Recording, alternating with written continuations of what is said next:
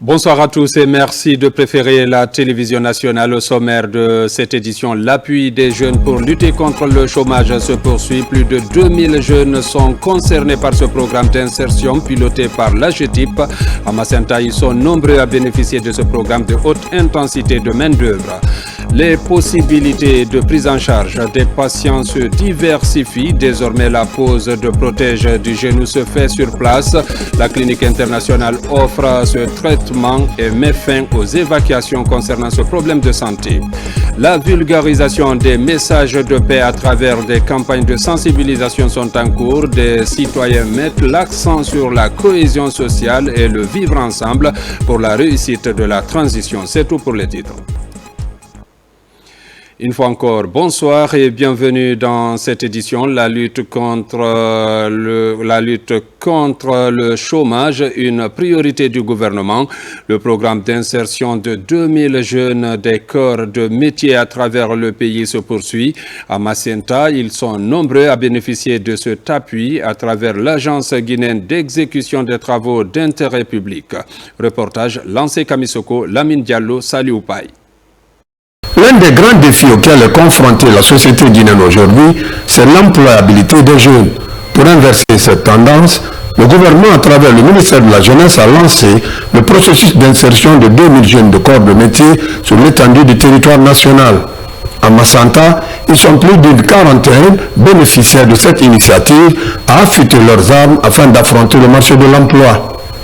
Nous nous réjouissons et remercions le gouvernement et le ministère de la Jeunesse et des Sports à travers l'AGETIP pour tous ces efforts. Conformément aux recommandations des autorités gouvernementales et régionales, nous ne ménagerons aucun effort pour accompagner l'AGETIP dans ses ambitieux projets au bénéfice des populations guinéennes et en particulier celle de Macenta. Cette formation, c'est bien fait. Mais ce que je les demande, de la manière qu'ils sont venus pour nous former, nous avons certaines difficultés dans nos activités. Surtout moi, je suis une fille. Il y a certains outils que je ne peux pas prendre pour former certains matériels. Il faut que je vais avoir des outils à moi-même. L'ambition du gouvernement à travers l'Agence guinéenne d'exécution des travaux d'intérêt public AGETIP vise à réduire le chômage et le sous-emploi en Guinée par la promotion d'un secteur privé dynamique et créateur d'emplois. L'objectif ultime, c'est de permettre à la jeunesse guinéenne de se prendre en charge et de ne pas toujours attendre auprès du gouvernement de l'emploi ou bien des pécules ou bien des primes ou de la naïveté. C'est de les rendre responsables, à eux de savoir que le lendemain de ce pays est entre leurs mains. Qualifier les jeunes de corps de métier en développant en eux l'esprit d'entrepreneuriat est la démarche de l'AGETIP. Ces jeunes sont désormais organisés en des groupements d'intérêt économique afin de favoriser la création d'emplois dans leurs communautés respectives. Le projet d'établissement des fondamentaux de la filière avicole met en place une équipe d'identification et de géolocalisation des établissements et opérateurs de la filière avicole intensive en Guinée. Question de sécuriser davantage les fondamentaux pour promouvoir le développement des différentes sous-filières avicoles du pays. Reportage Falilou Diallo.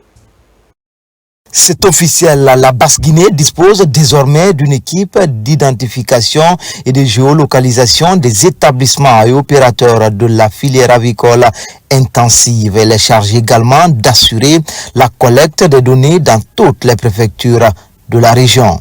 Grâce à cet outil aujourd'hui que nous allons pouvoir avoir avec ce recensement, nous pourrons mieux identifier les acteurs, mieux les placer sur une carte pour rapidement agir en cas d'épidémie. Mais également pour toute intervention de l'État, que ce soit un programme public ou un contrat-programme, ce seraient des informations cruciales pour connaître le nombre d'acteurs, mais probablement la capacité de production de nos acteurs. Dans ce processus de mise en œuvre, le projet d'établissement des fondamentaux de la filière avicole en Guinée veut ainsi capitaliser le potentiel de développement de la filière avicole guinéenne et disposer d'une référence pour la planification, le suivi et l'évaluation des actions de développement engagées au profit de l'ensemble des opérateurs de la filière. Elle constitue le démarrage d'une importante opération qui va s'étendre sur 3 mois dans toutes les préfectures de la Guinée. Donc les données vont nous servir essentiellement, ça va servir l'administration, ça va servir les opérateurs eux-mêmes. Il s'agit de projets qui s'occupent essentiellement de la question nutritionnelle de la population de Guinée. C'est pourquoi nous avons été dépêchés et de venir rester et corroborer avec le reste des organisateurs afin non seulement de procéder à l'ouverture, mais de rester à l'écoute de ces organisateurs-là. Les résultats qui seront produits serviront vétérinaires et inspecteurs au niveau des établissements identifiés. L'idée de s'assurer de la situation sanitaire qui prévaut en effectuant des analyses sur les dangers et les risques. Ces équipes vont également donner des conseils pour maintenir la sécurité sanitaire. En province, toujours à Kurosa, une centaine de femmes de Djonko viennent de bénéficier d'une formation en technique améliorée du maraîchage. Ce programme du département de la formation professionnelle a été récemment évalué pour voir l'impact du projet au niveau des bénéficiaires. Reportage Moussa Komara. Djonko, à 12 km de la commune urbaine de Kurosa. La joie est immense cet après-midi pour ces femmes qui viennent de bénéficier d'une formation sur les nouvelles techniques du maraîchage. Une formation voulue et financée gratuitement par l'Office national de formation et de perfectionnement professionnel pour booster le rendement. L'objectif, c'est d'accroître la production ici pour que le village puisse se nourrir déjà et aussi nourrir ses environs pour atteindre une sécurité alimentaire. Et donc, c'est pour cela que nous sortons des centres urbains pour venir dans des communes rurales pour nous assurer que les villageois ont une alimentation saine et équilibrée à travers la culture qu'ils font eux-mêmes dans l'air plein. Dans ces périmètres visités, elles ont appris toutes les étapes clés de l'agroécologie. Le choix du site, le baissage des sols, la proximité du site maraîcher à un point d'eau, la maîtrise du calendrier agricole et les techniques de préparation de la pépinière sont optimisées. La technique que nous avons demandé de faire, c'est d'abord nettoyer complètement les lieux, le lieu d'emplacement des pépinières, et puis après, nous avons dit que pour installer correctement les planches, il obéit à des normes. D'abord la dimension des planches. Pour faciliter l'accès aux planches et le semis et autres techniques, il faut faire 10 mètres sur 1,20 mètre de diamètre. Devenir autosuffisante en légumes, c'est l'exploit que ces femmes cherchent depuis des années. Avec cette formation qu'elles viennent de bénéficier pour la première fois, de nouvelles connaissances sont acquises pour cultiver de manière durable et respectueuse des normes de production. Nous avons l'habitude de faire le maraîchage dans notre village. Mais cette fois, ils nous ont montré de nouvelles techniques culturelles qu'on n'a jamais su. Faire une pépinière par exemple, respecter la distanciation, on ne connaissait rien de tout ça.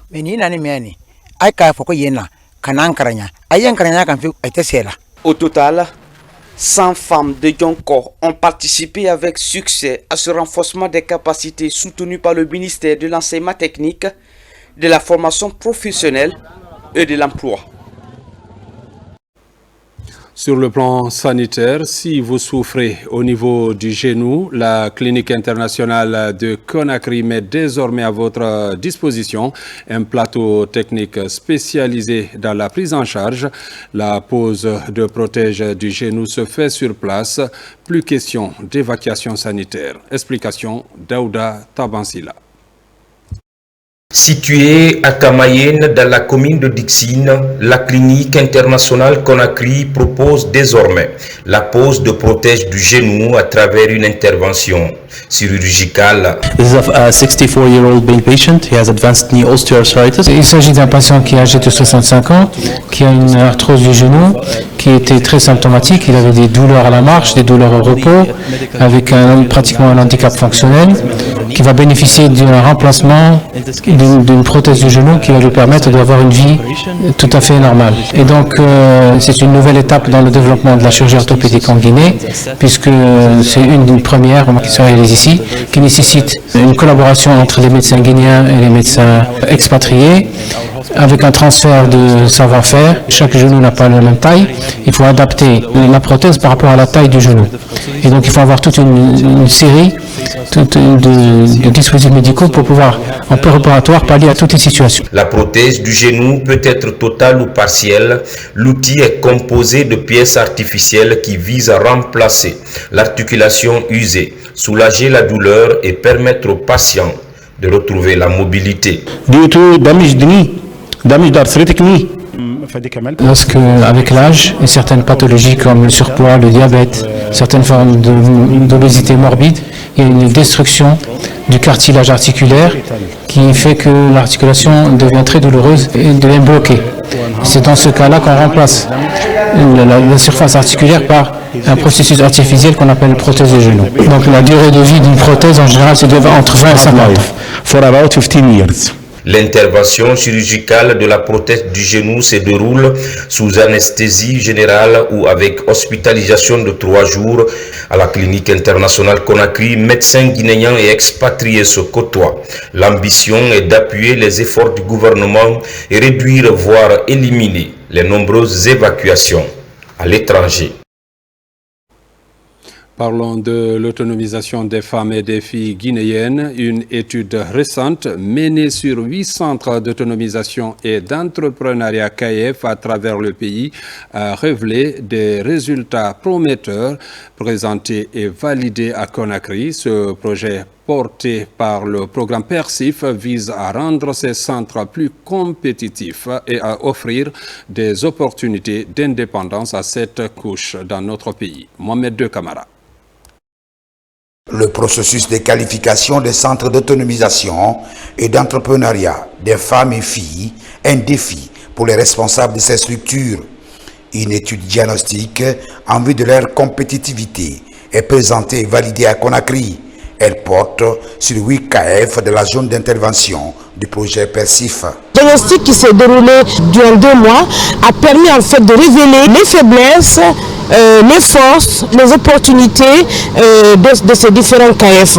Aujourd'hui, nous avons procédé donc à la validation de ce rapport et qui, je pense, sera vraiment un outil de travail pour les KF. Le projet du Fonds d'investissement social de relance post-Ebola, après cette étude, compte accompagner les KF ciblés par le projet PERSIF en équipement. Une fois que nous avons pu valider ce rapport-là, les conclusions qui en sont sorties vont être partagées avec le cabinet de Madame la Ministre, mais également avec la Banque africaine de développement qui est le bailleur de cette étude.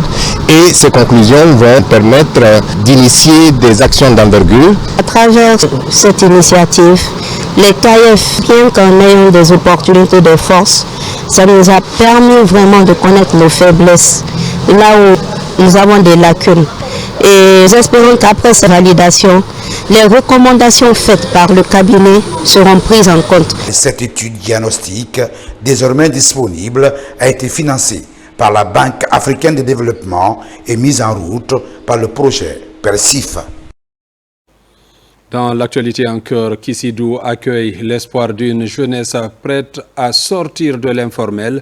Dans la continuité de sa mission, l'AGETIP, Agence guinéenne d'exécution des travaux d'intérêt public pour l'emploi, forme 91 jeunes ouvriers du BTP, leur accordant les compétences pour construire un avenir solide. Pendant 3 jours, la préfecture se mobilise pour ce projet, soutenu par l'autorité de la localité. Reportage Ibrahima Woulem Fofana. Dans la ville de Kissi-Kaba Keita, l'agence guinéenne d'exécution des travaux d'intérêt public pour l'emploi, l'AGETIP, pose ses valises.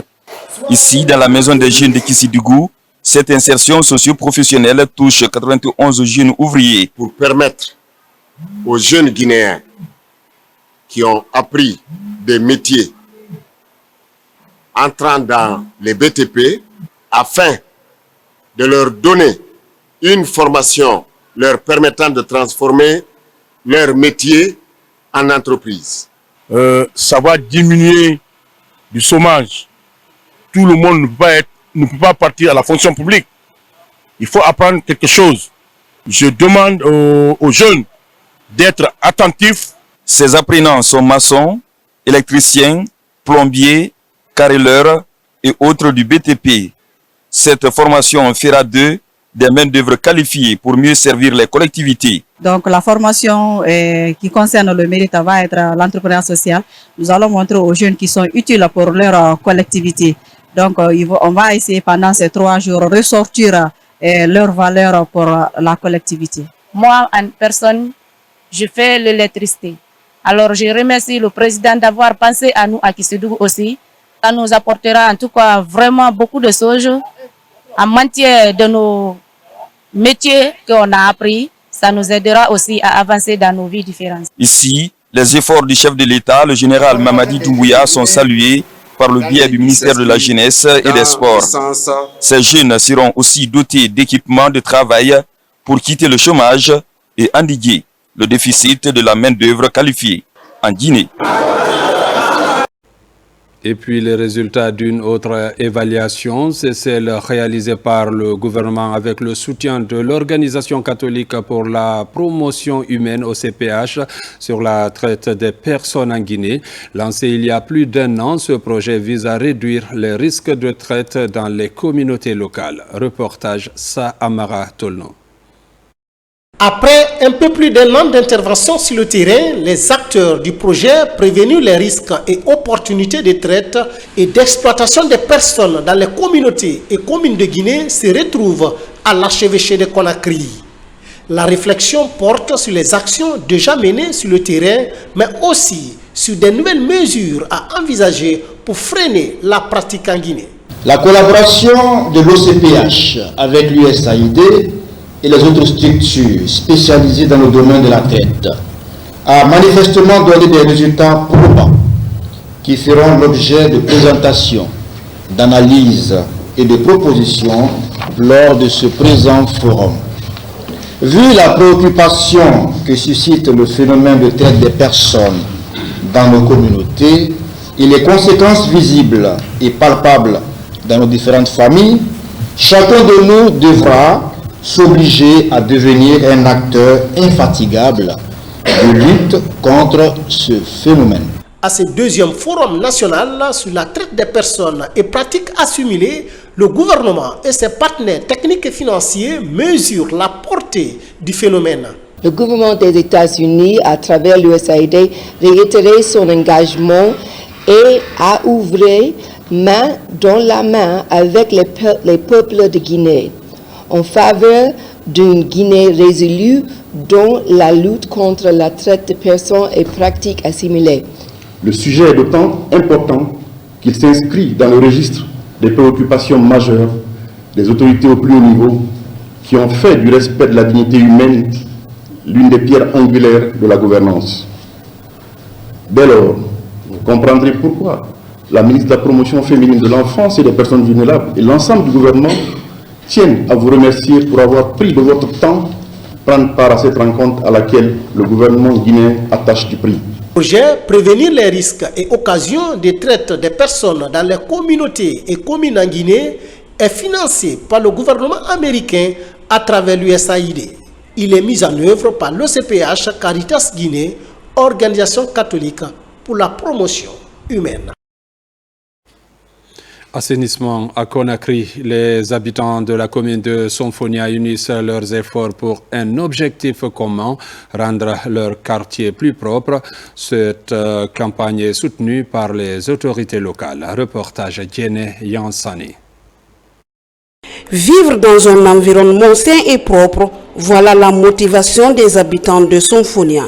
Ils unissent leurs forces autour d'une campagne d'assainissement. Le nettoyage des rues, la collecte des déchets et la réhabilitation des canaux de drainage sont au cœur des récentes initiatives lancées sous le leadership du mouvement de reconnaissance des acquis du CNRD de Sonfonia. Après les coups de balai, les immondices sont ramassés et déposés dans ce conteneur à ordures. L'assainissement terminé, place au carnaval. il annonce les activités de reconnaissance des actions entreprises par les autorités de la transition. Cet assainissement répond à un appel du président de la République. Il souhaite que l'ethnie soit tuée en Guinée. Parce que quand il n'y a pas d'ethnie, il y a la solidarité. Quand il y a la solidarité, il y a les actions. Et ce sont les actions qui vont générer des résultats qui vont aller dans le sens de l'intérêt de tous. C'est une belle initiative. Il faut que les gens arrivent, chacun dans sa devanture, ne mettent pas les ordures sur la place publique. La place publique n'est pas faite pour les ordures. Tout le monde, dans chaque quartier aujourd'hui, nous avons des sociétés de ramassage. Que les gens comprennent que la propriété, ça va avec leur santé. Le mouvement pour la reconnaissance des acquis du CNRD de Symphonia est initiateur de cet événement. Quand l'avènement du CNRD au pouvoir, notre pays a pratiquement changé dans tous les secteurs. De la moralisation de la chose publique, la promotion des jeunes dans les instances de prise de décision, l'un des plus grands projets miniers du monde, le Simandou 2040, décroché en faveur de la Guinée, surtout pour nous les habitants de Symphonia Casse, l'octroi du tronçon allant de Symphonia Gare à Samatra en sont les illustrations parfaites des acquis du CNRD. Cette journée aura permis de débarrasser le quartier Symphonia d'état d'immondice, mais aussi de reconnaître les efforts de développement enclenchés par les autorités du CNRD. Des citoyens œuvrent aussi pour la paix et l'unité nationale. Une marche a été organisée dans ce sens pour promouvoir le vivre ensemble. Reportage Nabilaï Kamara. La marche pour la paix et l'unité nationale en Guinée a commencé au stade de Cabinet Kouyaté de Matoto, en passant par Tandene, Bessia, La Carrière et jusqu'au pont 8 novembre. Dans une ambiance chaleureuse, de nombreux jeunes de la capitale se sont joints à la colonne de véhicules. L'objectif est de sensibiliser les citoyens sur la valeur de la paix et l'unité nationale en Guinée. Marcher dans la paix, cela signifie que le peuple doit être d'accord, que le peuple doit être uni, que le peuple doit être fort, que le peuple doit être engagé pour accompagner son président pour un futur meilleur. C'est une activité de résistance, une activité de soutien, une activité pour venir dire au peuple de Guinée que le général Mamadi Doumbouya est en train de faire un travail que vraiment les Guinéens apprécient et que les Guinéens aiment. Sensibiliser la population sur les règles de la vie sociale et pour une cohabitation pacifique en Guinée, c'est le message des jeunes à travers des chants et danses. Du stade Cabinet Kouyaté jusqu'ici, il y a eu beaucoup d'engouement, on a été applaudis, tout le monde nous a appréciés. Donc du coup après, franchement c'est le peuple qui est derrière le président. Je fais qu'à dire à la jeunesse guinéenne de se donner la main. Et sans l'union, le pays ne peut pas avancer. Donc la jeunesse guinéenne, c'est une jeunesse vraiment émancipée. Ils ont beaucoup d'avenir, mais le seul erreur que moi je remarque, c'est parce qu'ils ne se cherchent pas pour aller chercher du boulot. Ils sont à la maison pour chercher du boulot. Dans l'optique de soutenir le CNRD dans son initiative de réunir les Guinéens pour un développement participatif, la jeunesse guinéenne exprime son soutien aux idéaux de paix du CNRD. La confiance dans la continuité est l'idée principale des organisateurs de cet événement. Des messages de paix et de quiétude sociale ont été véhiculés tout au long de cette marche. Mesdames, Messieurs, c'est la fin de cette édition. Merci de l'avoir suivi et bonne suite de programme sur la télévision nationale.